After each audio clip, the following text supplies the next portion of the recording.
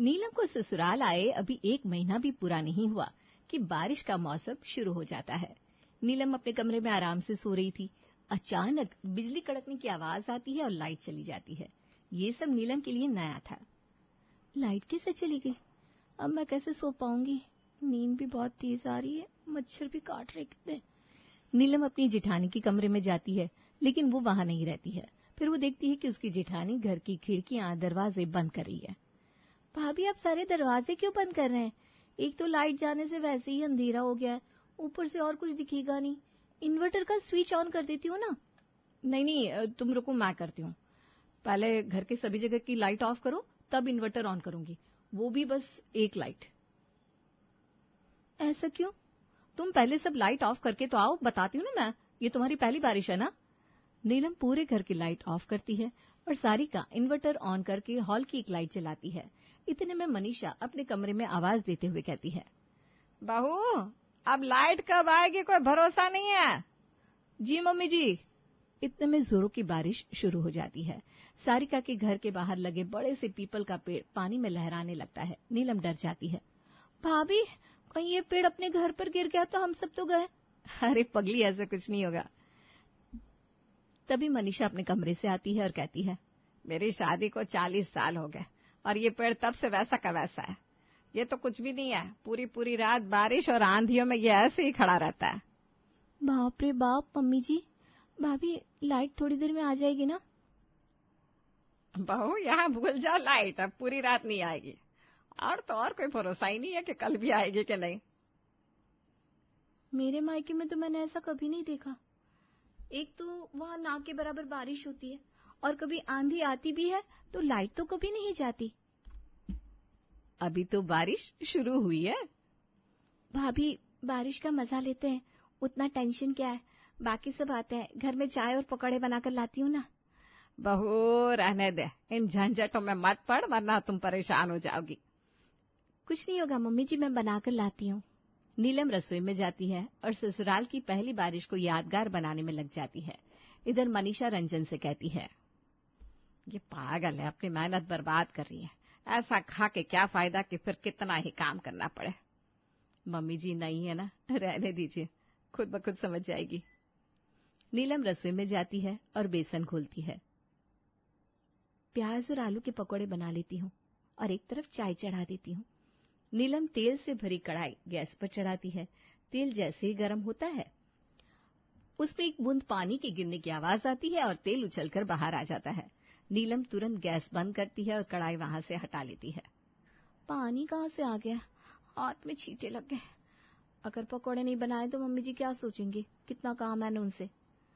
नीलम अपना हाथ पानी में रखती है, तब उसकी नजर गैस के ऊपर सीलिंग पर पड़ती है जिसमें से पानी चू रहा था। अच्छा, यहाँ से पानी चू रहा है। पूरे स्लैब पर भर गया है पानी, इसमें कैसे ही पकोड़े बनाऊंगी। नीलम स्लैब पर एक बर्तन रखती है और गैस नीचे उतार कर कोने में रखकर पकोड़े फ्राई करती है और चाय फिर से गर्म करके रंजना और सारिका को देती है। भाभी, चक्कर बताइए। एक नंबर बने।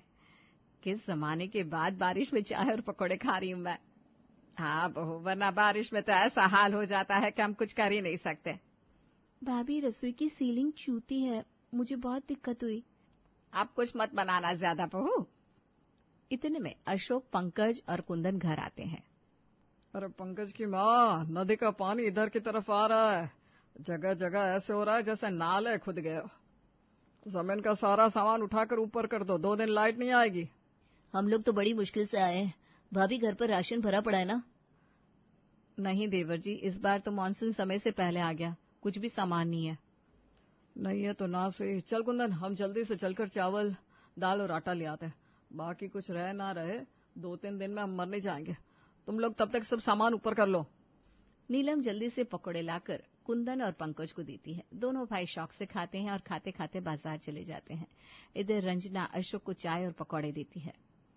बारिश में चाय और पकौड़े का तो मजा ही अलग है। बहू ने पुरानी यादें ताजा कर दी। इधर सारिका नीलम से कहती है, नीलम चल रसोई में, पहले जो कुछ जमीन पर है वो सब गैस के स्लैब पर रख देना। जी भाभी। दोनों रसोई में जाती है। अच्छा, तो नीचे रखकर पकौड़े बनाए। सीलिंग से जहां पानी चू रहा है ना, वहां कोई बर्तन रख देते हैं, जैसे मैंने अभी रखा है। बाकी तू सब ऊपर कर दे, यहाँ पानी ना हमारे घरों में भर जाता है। क्या भाभी, क्या बोल रही हैं आप? इसीलिए तो मैं तुम्हें कुछ बनाने से मना कर रही थी। अब तुम अपने कमरे का सब सामान बेड पर रख लो, मैं हॉल और अपने कमरे का सामान ऊपर करके आती हूँ। नीलम जल्दी जल्दी अपने कमरे में जाती है और अपना जो भी सामान होता है वो बेड पर रख देती है। इधर सारिका और मनीषा भी उसी काम में लगी हुई होती है। इतने में कुंदन और पंकज भी राशन लेकर आते हैं और सारिका उसे उठाकर रसोई में रख देती है। नीलम बाहर निकल कर आती है और देखती कि सब हॉल पर रखी चौकी पर पैर ऊंचा करके बैठे हैं। भाभी, अभी तो कुछ ऐसा नहीं हुआ है, आपने इतना सब करवा दिया। मेरे मायके में तो मैंने कभी ऐसी बारिश नहीं देखी। नीलम, दरवाजे पर देखो, ये पानी देख रही हो ना, धीरे धीरे घर में घुस जाता है। हमारा घर नीचे का है ना, इसलिए। नीलम को ये सब मजाक लग रहा था। वो रसोई में जाकर पंकज और कुंदन के लिए चाय लाती है और उन्हें देती है। इतने में ये पानी हॉल में घुस जाता है और बाकी सब भी रंजना और अशोक की तरफ पैर ऊपर करके बैठ जाते हैं। भाभी, ये क्या है? ऐसा कब तक चलेगा? ऐसा तो बारिश भर चलता है, अब तुझे भी इसकी आदत डाल लेनी चाहिए। चलो जल्दी से अपने कमरे में चले जाओ, वरना पानी भर गया तो जा भी नहीं पाओगे। सब बिना खाए पिए अपने कमरे में चले जाते हैं और सो जाते हैं। आधी रात को जब नीलम बाथरूम जाने के लिए उठती है तो देखती है जमीन में पानी भरा हुआ है और कुंदन कहता है, अरे अब सुबह जाना, चुपचाप से सो जाओ भी। अरे पानी चू रहा है यहाँ बिस्तर पर, बाल्टी रख दो वहाँ। अब तो और घर ऐसे ही चूएगा। सुबह थोड़ी देर बारिश रुकेगी तब पानी निकल जाए, फिर जल्दी जल्दी सारे काम कर लेना। ठीक है। नीलम की आंखों में आंसू आ जाते हैं, वो रोते हुए सो जाती है। मैंने कुंदन से शादी क्यों की? सबने मना किया था लेकिन मैंने किसी की बात नहीं मानी, प्यार में अंधी हो गई थी मैं। अगले दिन नीलम उठती है और देखती है पानी कमरे का खाली हो गया है तो उसे थोड़ी राहत होती है। मनीषा आवाज देते हुए कहती है, बहुओं जल्दी जल्दी नहा धोकर खाना बना लो, फिर बारिश आ जाएगी तो फंस जाएंगे। लाइट भी नहीं है, पानी भी नहीं चढ़ा है, तो कम पानी इस्तेमाल करना। जी मम्मी जी। कुंदन और पंकज घर के दरवाजे की दहलीज को ईंटें लगाकर उसमें सीमेंट से प्लास्टर खुद ही कर देते हैं। बस 4 घंटे और बारिश ना हो तो दहलीज पक्की हो जाएगी और घर में पानी घुसने की समस्या से भी बच जाएंगे हम। छत पर पानी भरने से पूरा घर चूने लगता है। घर में जगह जगह बाल्टी रखी होती है।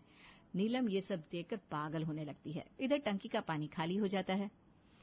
पानी खत्म होने चला है, खाना बनाने का भर कर रख देती हूँ, बाकी का काम बरसात के पानी से हो जाएगा। सारिका बाल्टी भर भर के रसोई में रख देती है और नीलम के साथ खाना बनाने लगती है।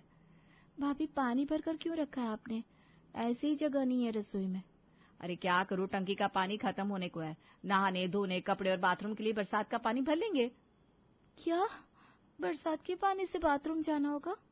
हाँ, क्या करेंगे, जाना ही पड़ता है। कल से लाइट नहीं आई है, घर में पानी नहीं है। देख घर कितना चू रहा है।